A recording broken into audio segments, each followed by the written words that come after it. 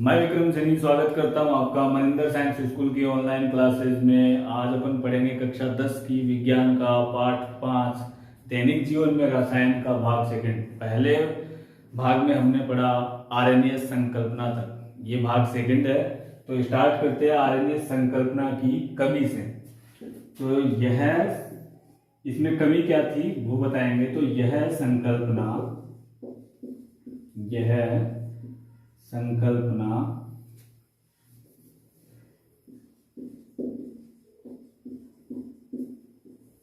Hydrogen विहीन मतलब H+ hydrogen विहीन अम्लों हाइड्रोजन विहीन अम्लों तथा हाइड्रोक्सिल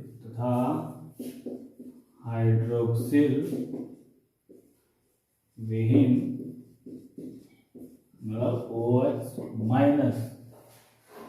क्षारों की व्याख्या नहीं कर सकी।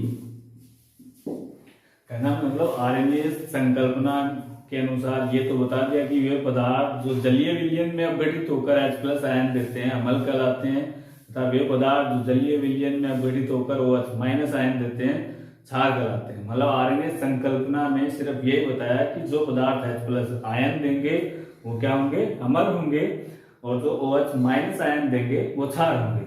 तो यह संकल्पना हाइड्रोजन विहीन मतलब जिसमें H+ आयन नहीं होता उन अम्लों को नहीं समझा पाया, और जिनमें OH- आयन नहीं होता उन क्षारों को नहीं समझाया पाया। ये इसकी कमी थी। तो इस कमी को दूर करने के लिए अम्ल क्षार को समझाने के लिए दूसरी एक संकल्पना दी गई जिसका नाम था ब्रोस्टेंट-लोरी संकल्पना। तो अपनी दूसरी है ब्रोस्टेंट-लोरी संकल्पना। ये दो वैज्ञानिक थे ब्रोस्टेंट और लोरी। इन दोनों के पूरे नाम क्या थे? जोहानसन ब्रोस्टेंट, और दूसरे का नाम था थॉमस एम लोरी। ये दो वैज्ञानिक थे जिन्होंने ब्रोस्टेंट-लोरी संकल्पना दी। और इन्होंने क्या बताया? तो इस संकल्पना के अनुसार परिभाषा क्या दी अम्ल क्षारों की? इस संकल्पना के अनुसार वे पदार्थ जो अम्ल हैं वे प्रोटॉन देते हैं तथा वे पदार्थ जो क्षार हैं वे प्रोटॉन ग्रहण करते हैं। मतलब ब्रोस्टेंट-लोरी संकल्पना के अनुसार अम्ल व क्षार क्या हुए कि वे पदार्थ जो अम्ल हैं वो प्रोटॉन देते हैं, और जो वे पदार्थ जो क्षार हैं वो प्रोटॉन ग्रहण करते हैं। मतलब ब्रोस्टेंट-लोरी के अनुसार अम्ल प्रोटॉन देंगे व क्षार प्रोटॉन ग्रहण करेंगे। तो इसकी दूसरी परिभाषा भी अपन ये लिख सकते हैं, अथवा दूसरी परिभाषा लिखते हैं कि अम्ल प्रोटॉन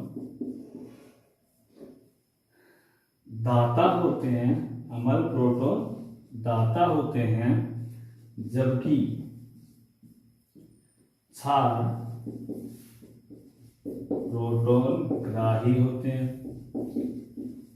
मतलब इसकी दूसरी परिभाषा लिखें तो क्या होगा? अम्ल प्रोटॉन दाता होते हैं जबकि क्षार प्रोटॉन ग्राही होते हैं। अब ब्रोस्टेंट-लोरी ने इसके अकॉर्डिंग ही एक और बात बताई थी। क्या बताई कि अम्ल प्रोटॉन देकर अम्ल प्रोटॉन देकर संयुग्मी क्षार बनाते हैं, संयुग्मी क्षार बनाते हैं, जबकि क्षार प्रोटॉन ग्रहण करके, क्षार प्रोटॉन ग्रहण करके संयुग्मी अम्ल बनाते हैं। तो उन्होंने ये भी बताया कि अम्ल प्रोटॉन देकर के क्या बनाएंगे, संयुग्मी क्षार, जबकि क्षार जो है वो प्रोटॉन ग्रहण करके क्या बनाएंगे, संयुग्मी अम्ल। तो इसको पढ़ते हैं या समझते हैं कि क्या होता है। तो इसको एक एग्जांपल से समझते हैं अपन। एग्जांपल क्या अपना, जैसे HA है और B है, और इससे क्या बनेगा वो समझेंगे। तो H यहाँ पे क्या होता है, प्रोटॉन होता है। H क्या होगा, प्रोटॉन। और प्रोटॉन पे 9th क्लास में हमने पढ़ा, प्रोटॉन पे कौन सा चार्ज होता है, प्लस चार्ज होता है। A क्या है, A का मतलब यहाँ है एसिड, और एसिड को हिंदी में क्या बोलते हैं, अम्ल। B का मतलब यहाँ पे है बेस, और बेस को हिंदी में क्या बोलते हैं, क्षार। दोबारा समझ लीजिए, H क्या होता है, प्रोटॉन होता है, A मतलब एसिड यानी कि अम्ल, और B मतलब बेस यानी कि क्षार होता है। अब इसमें क्या बोला कि अम्ल प्रोटॉन देकर संयुग्मी क्षार बनाते हैं। मतलब ये था अम्ल अपना, अम्ल क्या करेगा, प्रोटॉन देगा। तो H प्लस यहां से बाहर निकला तो A पे क्या बचेगा, माइनस। तो A माइनस बचा, और क्या बनाएगा, संयुग्मी क्षार, क्योंकि अम्ल प्रोटॉन दे करके क्या बनाएगा, संयुग्मी क्षार। तो A माइनस क्या बन गया है यहाँ, संयुग्मी क्षार। संयुग्मी क्षार है A माइनस प्लस। अब देखिए अगला क्या, जबकि क्षार प्रोटॉन ग्रहण करके संयुग्मी अम्ल बनाते हैं, संयुग्मी अम्ल बनाते हैं। तो ये था क्षार। क्षार क्या करेगा, इस प्रोटॉन को ग्रहण करेगा, ग्रहण करेगा तो क्या बनेगा, HB, और H पे क्या होता है, प्लस चार्ज, तो HB पे क्या जाएगा, प्लस चार्ज। और ये प्रोटॉन ग्रहण करके क्या बनाते हैं, संयुग्मी अम्ल। तो ये क्या बन जाएगा, संयुग्मी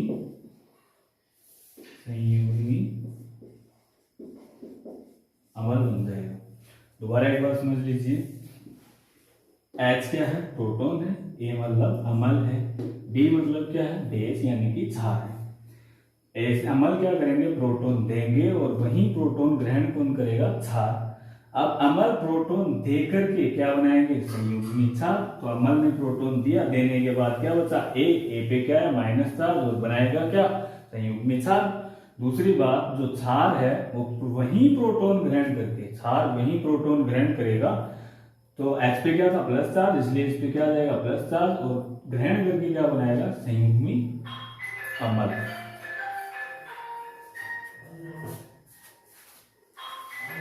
तो ब्रोस्टेड क्लोरी संकल्पना को हम और एग्जांपल द्वारा समझते हैं। आपकी बुक में एक एग्जांपल दिया हुआ है H2O plus NH3, H2O plus NH3। अब यहाँ पे समझिए NH3 क्या है और H2O क्या है। देखिए H2O क्या होता है, H प्लस OH माइनस, और RNA इसने क्या कहा था, RNA संकल्पना के अनुसार जो H प्लस आयन देंगे वो क्या होंगे, अम्ल होंगे, और जो OH माइनस आयन देंगे वो क्या होंगे, क्षार होंगे। इसलिए इसमें H2O में दोनों होते हैं, अम्ल के गुण भी होते हैं और क्षार के गुण भी होते हैं। इसलिए क्या होता है, उभयधर्मी प्रकृति का होता है। कौन सी प्रकृति का होता है, उभयधर्मी प्रकृति का। मतलब ये अम्ल के साथ क्षार जैसा व्यवहार करेगा, और क्षार के साथ अम्ल जैसा व्यवहार करेगा, और अम्ल क्षार दोनों के साथ क्रिया कर सकता है। मतलब अम्ल व क्षार दोनों के साथ क्रिया करेगा। तो यहाँ पे H2O क्या है, अम्ल है, और यहाँ पे NH3 क्या है, क्षार है। NH3 क्षार क्यों है ये आप समझ जाओगे, इससे अगली जो आएगी लुईस संकल्पना उसके अनुसार कि NH3 क्षार क्यों है। अब हमने उस परिभाषा के अकॉर्डिंग क्या पढ़ा कि जो अम्ल होगा वो क्या देगा, प्रोटॉन देगा, और वही प्रोटॉन ग्रहण कौन करेगा, क्षार करेगा। तो अगर यहां से ये प्रोटॉन मतलब H प्लस आयन अगर त्याग दे तो इसके पास क्या बचेगा, OH माइनस आयन मतलब हाइड्रोक्सिल आयन, और ये क्या बनाएगा, संयुग्मी अम्ल, तो संयुग्मी क्षार। तो यहाँ पे OH माइनस आयन क्या बनाएगा, संयुग्मी क्षार, प्लस ये प्रोटॉन जो इसने ग्रहण किया है वो प्रोटॉन कौन ग्रहण करेगा, क्षार। तो बनेगा क्या, NH4 और H पे क्या था प्लस, तो इसलिए NH3 पे क्या आ गया, NH4 पे क्या आ गया प्लस। इसका नाम ये क्या होगा, संयुग्मी अम्ल, ये क्या होगा, संयुग्मी अम्ल, और इसका नाम क्या होगा, अमोनियम आयन। इसका नाम क्या होगा, अमोनियम आयन, और ये आपको पता ही है हाइड्रोक्सिल। तो ये एग्जांपल क्या होगा, अम्ल क्या करेगा, H प्लस आयन यानी कि प्रोटॉन देगा, और प्रोटॉन ग्रहण कौन करेगा, क्षार करेगा। तो प्रोटॉन ग्रहण देने के बाद इसके पास क्या होता है, OH, और OH क्या बन गया, संयुग्मी क्षार, क्योंकि अम्ल प्रोटॉन देने के बाद क्या बनाता है, संयुग्मी क्षार, और क्षार क्या है, प्रोटॉन ग्रहण करने के बाद क्या बनाता है, संयुग्मी अम्ल। इसको हम एक एग्जांपल और द्वारा समझेंगे। दूसरा है, देखिए HCl प्लस H2O। HCl क्या होता है, अम्ल होता है। मैंने फर्स्ट वीडियो में बताया हुआ है कि HCl क्या है, अम्ल है, और इसका नाम क्या है, हाइड्रोक्लोरिक अम्ल। और मैंने अभी अभी बताया है कि H2O मतलब पानी जो है, जल जो है, वो अम्ल के साथ भी क्रिया कर सकता है, वो क्षार के साथ भी क्रिया कर सकता है, क्योंकि वो क्या होता है, उभयधर्मी प्रकृति का होता है। तो यहाँ पर ये अम्ल है, तो H2O किसकी तरह व्यवहार करेगा, क्षार की तरह। अब देखिए इसमें क्या होगा, अम्ल क्या देगा, अम्ल क्या करेगा, प्रोटॉन देगा। प्रोटॉन देने के बाद इसके पास क्या बचा, Cl माइनस, और Cl माइनस क्या बन गया है, संयुग्मी क्षार, संयुग्मी क्षार बन गया। अब यही प्रोटॉन ग्रहण कौन करेगा, H2O, और क्या बनाएगा, H3O प्लस संयुग्मी अम्ल, क्या बन जाएगा, संयुग्मी अम्ल, और इसका नाम क्या है, हाइड्रोनियम आयन, हाइड्रोनियम आयन। ध्यान दीजिए एक बार, HCl अम्ल था, उसने प्रोटॉन दिया, और उसके पास क्या बनाया, उसने Cl माइनस संयुग्मी क्षार बनाया, और वही प्रोटॉन H2O ने ग्रहण किया, और क्या बनाया, हाइड्रोनियम आयन मतलब संयुग्मी अम्ल। तो ये थी आपकी ब्रोस्टेंट-लोरी संकल्पना। इसके बाद अपन पढ़ते हैं ब्रोस्टेंट-लोरी संकल्पना की कमी। ब्रोस्टेंट-लोरी संकल्पना की कमी। तो ब्रोस्टेंट-लोरी संकल्पना की कमी क्या थी कि यह संकल्पना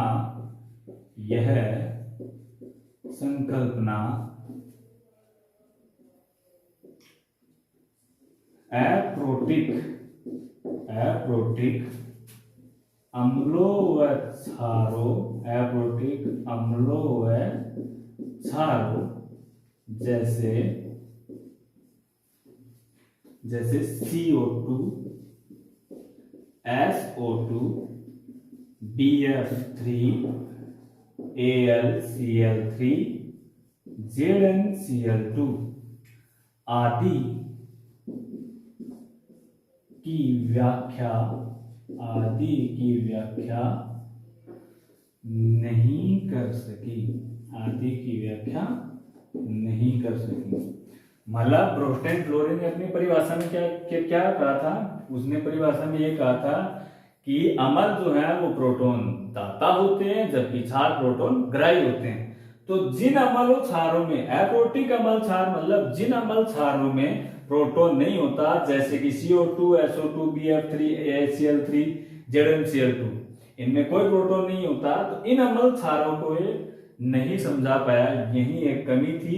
और इसकी कमी को दूर करने के लिए एक और संकल्पना दी गई, जिसका नाम है लुईस संकल्पना। वह हम अभी बढ़ेंगे। तो अम्ल क्षार को समझाने की तीसरी संकल्पना है या तीसरा सिद्धांत है लुईस संकल्पना या लुईस सिद्धांत। ये कब दिया गया, 1923 में दिया गया, और किसके द्वारा दिया गया, एडविन लुईस वैज्ञानिक था इरविन लुईस, उसने ये बताया, उसने ये जो लुईस संकल्पना ये दी इरविन लुईस ने। तो इसकी परिभाषा लिखते हैं। तो इस संकल्पना के अनुसार, इस संकल्पना के अनुसार वे पदार्थ जो इलेक्ट्रॉन युग्म, वे पदार्थ जो इलेक्ट्रॉन युग्म ग्रहण करते हैं, इलेक्ट्रॉन युग्म ग्रहण करते हैं, अमल कहलाते हैं, अमल कहलाते हैं। तथा वे पदार्थ जो इलेक्ट्रॉन युग्म, इलेक्ट्रॉन युग्म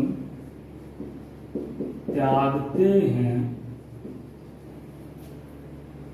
त्यागते हैं, क्षार कहलाते हैं, क्षार कहलाते हैं।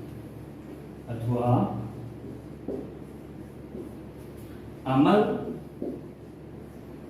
इलेक्ट्रॉन, अमल इलेक्ट्रॉन युग्म ग्राही होते हैं, जबकि क्षार इलेक्ट्रॉन युग्म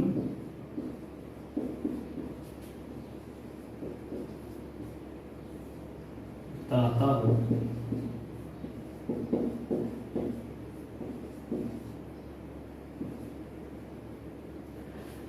इस संकल्पना के अनुसार लुईस ने क्या बताया कि वे पदार्थ जो इलेक्ट्रॉन युग्म ग्रहण करते हैं, मतलब जो इलेक्ट्रॉन का एक जोड़ा, मतलब इलेक्ट्रॉन युग्म, युग्म का मतलब होता है जोड़ा, दो इलेक्ट्रॉन। तो इलेक्ट्रॉन युग्म जो ग्रहण करते हैं वो क्या कहलाते हैं, अमल कहलाते हैं। तथा वे पदार्थ जो इलेक्ट्रॉन युग्म त्यागते हैं, मतलब जो देते हैं, वो क्या कहलाते हैं, क्षार कहलाते हैं। दूसरी परिभाषा इसकी, अमल इलेक्ट्रॉन युग्म ग्राही होते हैं, मतलब अमल क्या करेंगे, इलेक्ट्रॉन युग्म ग्रहण करेंगे, जबकि क्षार इलेक्ट्रॉन युग्म त्यागेंगे। आपकी बुक में इससे रिलेटेड एक एग्जांपल दिया हुआ है, तो वो क्लियर करते हैं। दिया हुआ है BF3 प्लस NH3 और यहाँ पे लोन पेयर शो किए हुए हैं, और आगे दिखाया हुआ है BF3 एरोसाइन और NH3। समझिए इसको, ये है क्या।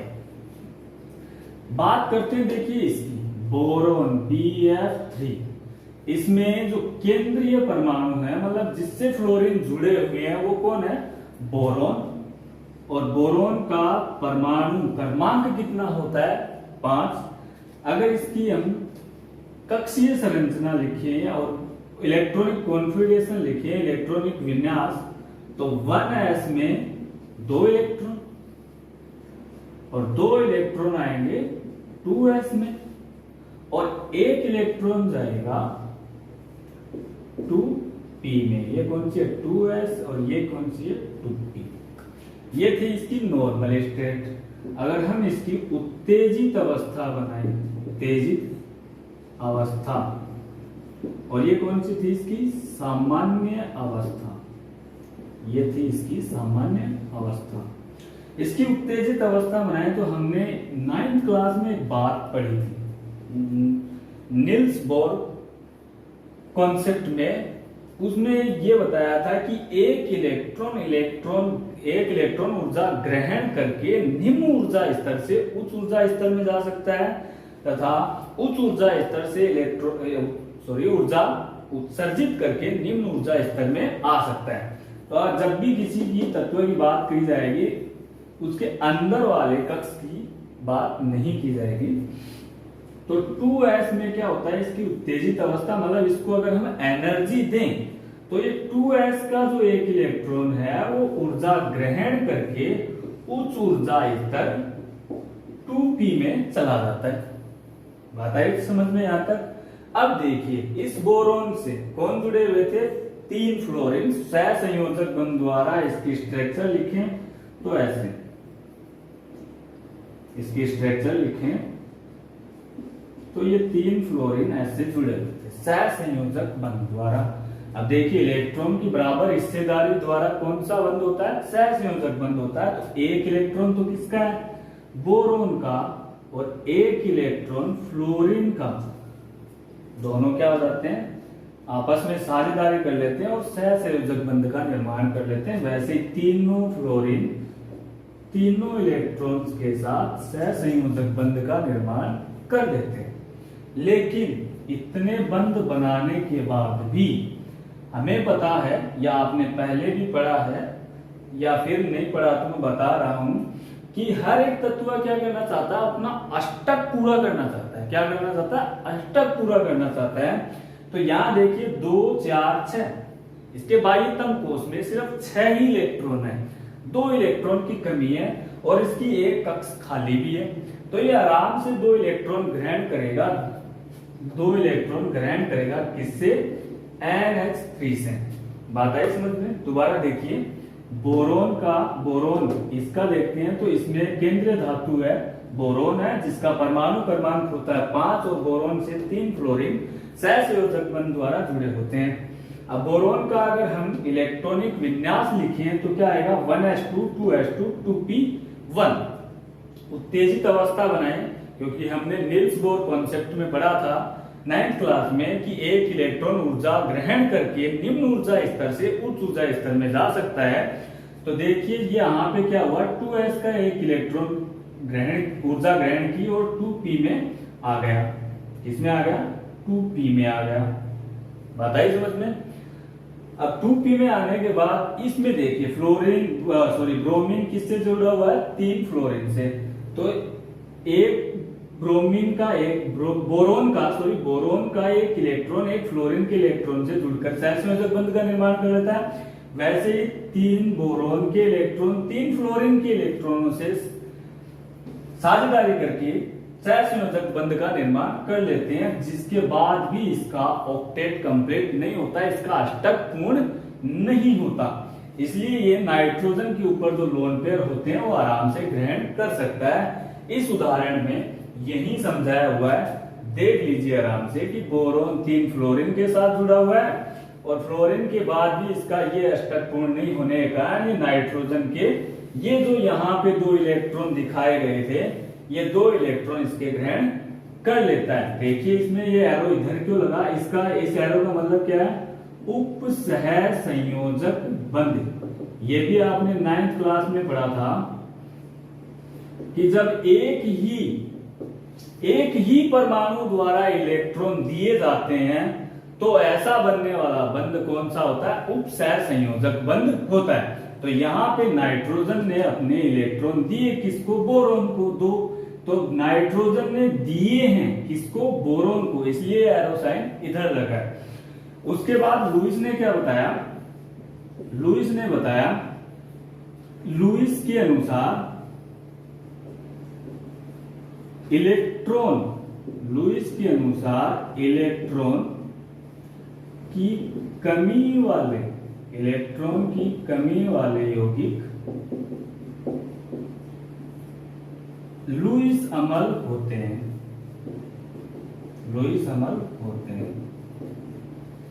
अब कमी 2 प्रकार की, या तो जिन पर क्या हो, धनायन हो, या फिर जिनका अष्टक पूर्ण ना हो, जिनका अष्टक पूर्ण नहीं होता। 2 प्रकार की कमी होती है यौगिकों में, या तो जिनका अष्टक पूर्ण नहीं होता उसके पास इलेक्ट्रॉन की कमी होगी, या जिसपे धनायन रहेगा उसके पास इलेक्ट्रॉन की कमी रहेगी। तो धनायन का तो अपन Na+ धनायन है, Ca2+, Mg2+, Li2+, K+, ये सभी क्या है, लुईस अमल है। अष्टक पूर्ण नहीं होता जिनका, अष्टक किनका पूर्ण नहीं होता, देखिए 13वां वर्ग है, 13वां वर्ग बोरोन परिवार में बोरोन, एल्यूमिनियम, गैलियम, इंडियम और थेलियम। इन किसी का अष्टक पूर्ण नहीं होता। हमने बोरोन का अभी एक एग्जांपल देखा भी है, क्योंकि इसके पास एक ऑर्बिट खाली रहती है। वैसे एल्यूमिनियम के पास भी रहेगी, गैलियम के पास भी रहेगी। तो अपन इसमें लिख सकते हैं BF3 पहला एग्जांपल। दूसरा क्या है, AlCl3। थर्ड जिंक क्लोराइड, ये भी क्या है, लुईस अणु होते हैं। इनके पास इलेक्ट्रॉन की कमी होती है, इलेक्ट्रॉन ग्रहण कर सकते हैं। दूसरी बात आती है क्षार की। तो लुईस के अनुसार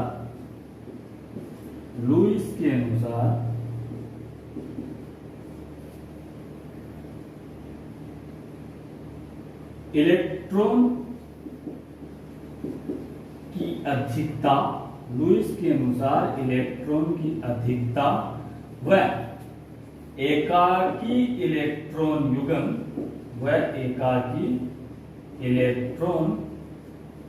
युग्म रखने वाले यौगिक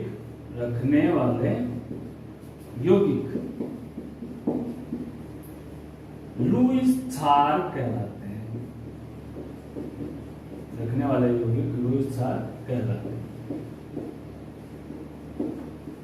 मतलब लुईस के अनुसार क्षार कौन से होंगे, जिनके पास या तो इलेक्ट्रॉन की क्या होगी, अधिकता होगी, मतलब जिन पे या तो क्या होगा, ऋण आवेश होगा, या जिनके पास क्या होंगे, इलेक्ट्रॉन युग्म होंगे, और वो भी एकाकी इलेक्ट्रॉन युग्म, मतलब कि लोन पेयर। तो पहला क्या है, जिन पर ऋण आवेश होगा, मतलब ऋण आयन। तो ऋण आयन का एग्जांपल लें तो Cl minus, OH minus, Cn minus, ये सभी क्या होंगे, Br माइनस, सभी क्या होंगे, लुईस क्षार होंगे। दूसरी बात, जिनमें एकाकी इलेक्ट्रॉन युग्म होगा, एकाकी इलेक्ट्रॉन युग्म मतलब कि जिनके पास लोन पेयर होंगे, जैसे कि H2O, ऑक्सीजन के पास कितने होते हैं, 2। अमोनिया, नाइट्रोजन के पास कितने होते हैं, 1। तो ये भी क्या होंगे, लुईस क्षार होंगे। आज के लिए बस इतना ही, नेक्स्ट पढ़ेंगे नेक्स्ट क्लासेस में। So good bye.